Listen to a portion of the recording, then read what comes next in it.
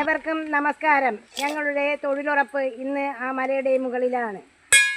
സുഹൃത്തുക്കളെ, ഈ ചെറിയ കഥാസംഹാരത്തിൽ എന്തെങ്കിലും തെറ്റും കുറ്റവും ഉണ്ടെങ്കിൽ സദയം ക്ഷമിക്കുക. ഞങ്ങളുടെ കഥയുടെ പേര് വാലും തലയുമില്ല. വരൂ, നമുക്ക് മുകളിലേക്ക് പോകാം. അകലെ അകലെ മലമുകളിൽ നോക്കത്താ ദൂരത്ത്, അകലെ അകലെ മലമുകളിൽ നോക്കത്താ ദൂരത്ത്. മലമുകളിലെത്തിയപ്പോൾ കണ്ട കാഴ്ച അതാ ഒരമ്പലം. അമ്പലമുറ്റത്ത് ഒരാന, അമ്പലക്കുളം, കൂടെ ഭക്തന്മാരായ കുറെ ആൾക്കാർ തൊഴുകയ്യാൽ നിൽക്കുന്നു.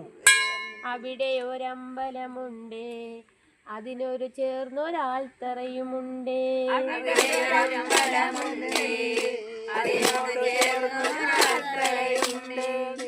അവിടെ കണ്ട കാഴ്ച എന്താണെന്നറിയണ്ടേ? ആരു കണ്ടാലും ഒന്ന് നോക്കും വിധം അതിമനോഹരമായ ഒരു സ്ത്രീരൂപം. കാണാനഴകുള്ള പെൺകൊടിയെ, കരിനീല മിഴിയുള്ള പെൺകൊടി. കാണാനഴകുള്ള പെൺകൊടിയേ, കരിനീലമിഴിയുള്ള പെൺകൊടിയേ. ശാലീന സൗന്ദര്യവും അരയ്ക്കൊപ്പം നീണ്ടു കിടക്കുന്ന പനങ്കുല പോലുള്ള കാർക്കൂന്തലുമുള്ള ആ സുന്ദരിയെ ആര് കണ്ടാലും ഒന്ന് നോക്കി നിന്നു പോകും.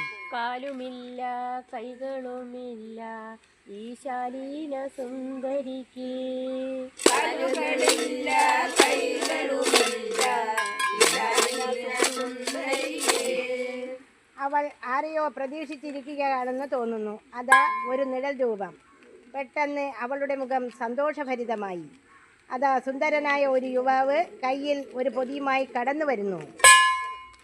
എൻ പ്രാണനാഥൻ, പ്രിയനാഥൻ, എൻ കളിക്കൂട്ടുകാരൻ, എൻ പ്രാണനാഥൻ.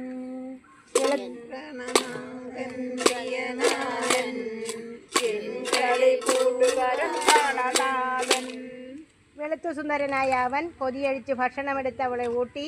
അവൾ സന്തോഷവതിയായി, ഒപ്പം അവനും സന്തോഷമായി. സഹൃദയെ, എന്തെന്നറിയണ്ടേ? ഈ യുവകോമളൻ അമ്പലമുറ്റത്തെ ആൽത്തറയിൽ പ്രിയതമയെ ഇരുത്തിയാണ് ജോലി തേടിപ്പോകുന്നത്. ലഹരിക്കും മയക്കുമരുന്നിനും അടിമകളായവരിൽ നിന്നും രക്ഷിക്കാനായി എൻ പ്രിയതമയെ അമ്പലമുറ്റത്താൽത്തറയിൽ ഞാൻ സുരക്ഷിതയാക്കും.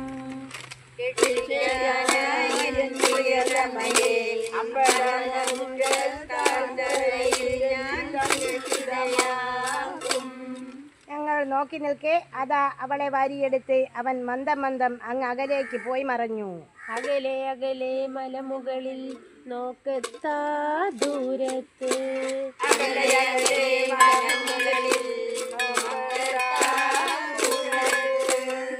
സഹൃദയരെ, ലഹരിക്കും മയക്കുമരുന്നിനും എതിരായി നമുക്ക് ഒരുമിച്ച് പോരാടാം. ഞങ്ങളുടെ വാലും തലയുമില്ലാത്ത ഈ കഥ ഇവിടെ പൂർണ്ണമാകുന്നു. അനുഗ്രഹിച്ചാലും ആശീർവദിച്ചാലും നന്ദി, നമസ്കാരം.